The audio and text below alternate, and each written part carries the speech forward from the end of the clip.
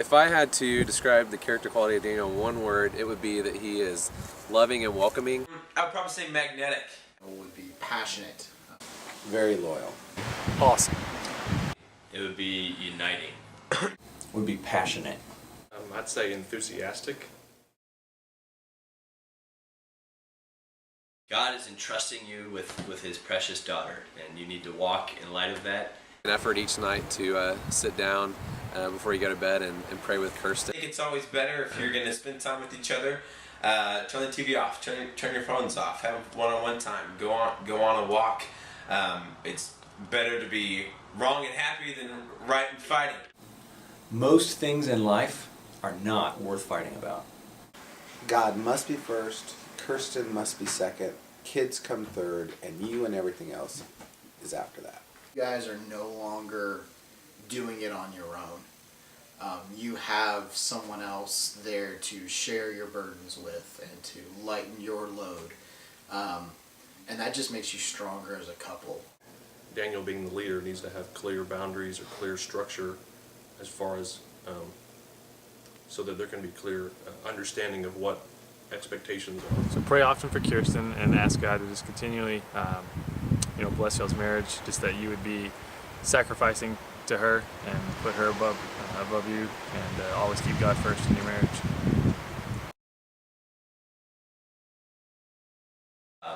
We come around the corner, and there's this car leaving right here, and Daniel comes around the corner in the Green Hornet, and then this girl comes around the other corner at the exact same time. And so it's like, who gets it, right? And both people put on their blinkers immediately. So I'm like, obviously Daniel's, he's a chivalrous guy. He's gonna let the girl take the spot. So Daniel puts his hand up to the windshield like this, okay? And the girl knows what he's doing, so she does it too.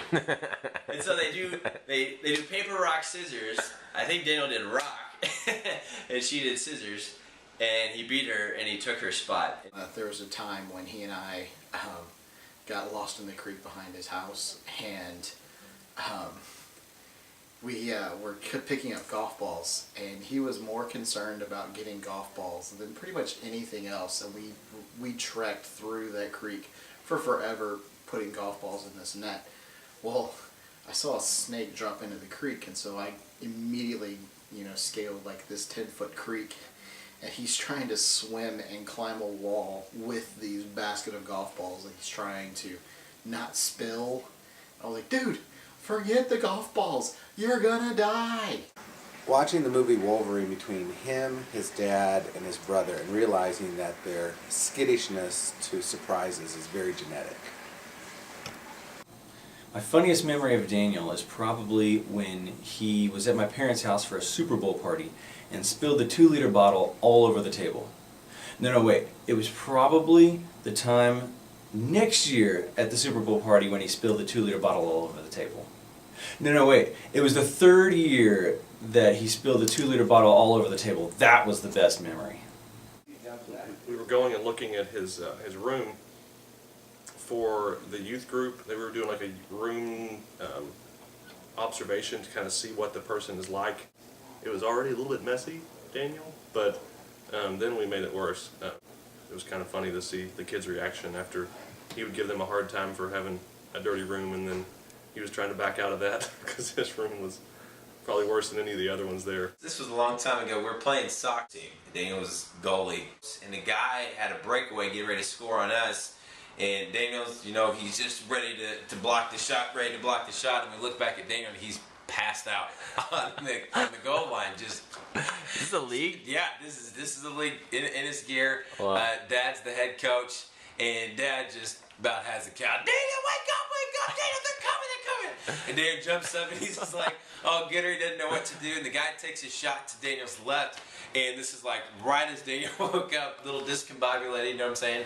And the guy takes a shot to his left, so Daniel turns, dives to block the shot, hits his head of the pole, knocks himself out. Just bam, right there on the goal line, passed out as a 12-year-old. It was incredible. On the A&M golf course, and either he or I hit a ball onto George Bush. We were riding in the golf cart trying to find our ball and realized that it had gone out onto George Bush.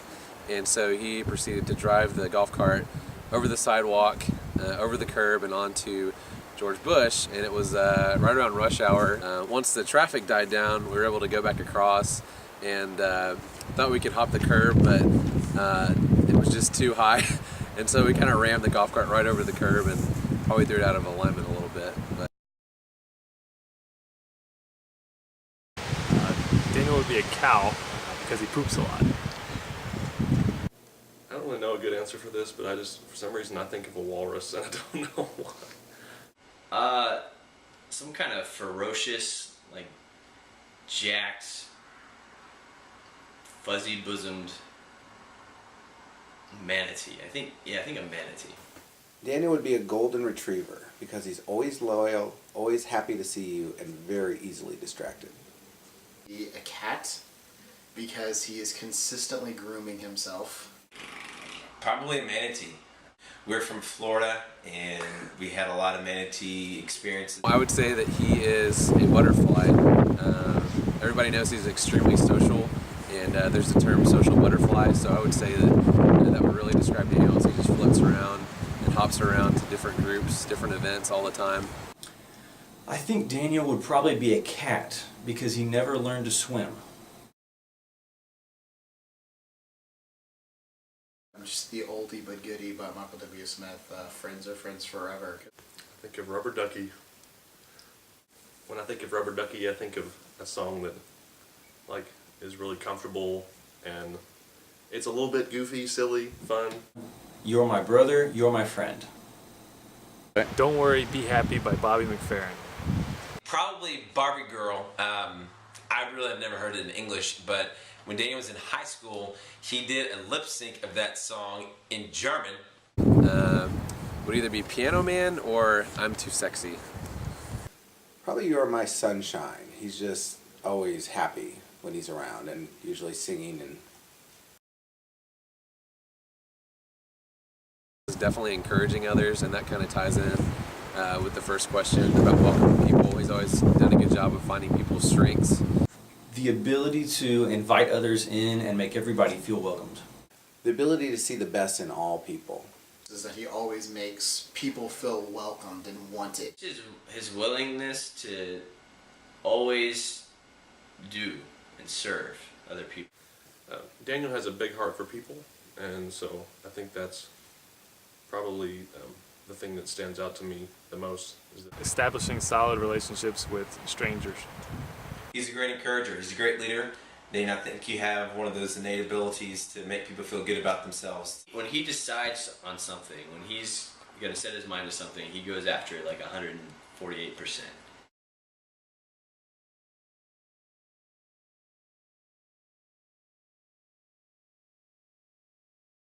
I think he would be a Captain Catchphrase, just because he has so many throughout the years, and he would have something for everything, and instead of saying, I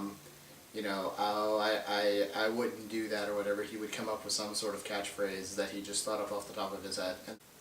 Daniel has the ability to take anything that is pretty mundane and make it very awkward, especially like announcements or when he's describing something. So probably Awkward Man.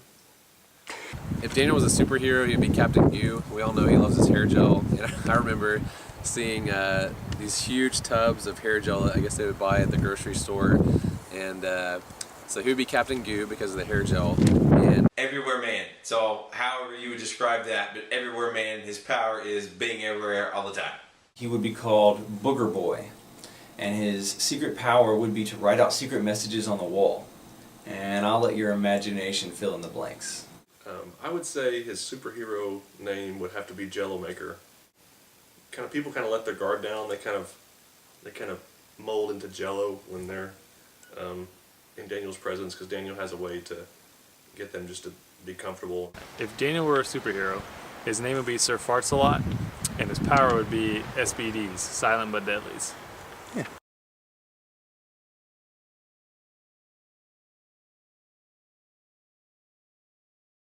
He would definitely have a blowgun. Would be a pogo stick. Video camera. And I'm pretty sure that will happen in the next 5 years. If Daniel were stranded on a desert island, the one item he would need is a piano. An electric razor with a very long extension cord. B. A blow gun. You can do so many things with a blow gun. Sweet tea from Chicken Express. So he drank that almost to a fault in college. Oh, probably a blow dart gun. That's probably the one that I think of. Extremely obsessive or addictive about certain things, which can be good or bad. Daniel just has favor. You know, the Bible talks about praying for favor, and I think a lot of that has to do with it's evident because whatever he touches turns to gold, and we can't explain. He's going to use more hair products than you do. I think that Daniel thinks that he's adverse to pain, and he ignores it, and so having Kirsten there will be good, so she can like actually assess when he is in pain and needs to get help. She probably needs to know that Daniel can be wild in bed. Hey, Kirsten needs to know that God is with Daniel, even when it doesn't seem like it. God's with him. You are probably going to do most of the cleaning.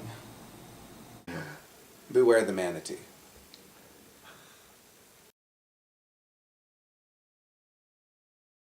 Best trip was Dominican Republic trip when we took the students out on the mission trip. And so I had a whole week on an island and just building a chapel for these people and enjoying it and seeing Daniel work with all the kids. I guess one of the best trips that I had with Daniel was when we went skiing in Santa Fe, New Mexico. It was just great being out in an awesome place with Daniel, going down the mountains. He was one of the only people that could keep up with where we were trying to go, so it was good being there and hanging out. And I went with Daniel to a World Pioneer Conference, and they were praying, and it was like really intense. It was long, and that was kind of cool for me to see because I had never seen Daniel on that level of spiritual maturity. My favorite trip with Daniel was when we were in high school and we went to Leadville, Colorado and learned to ski together. But also the other really fun part of that trip was driving back in the back of my parents' minivan for 13 hours playing video games the entire time.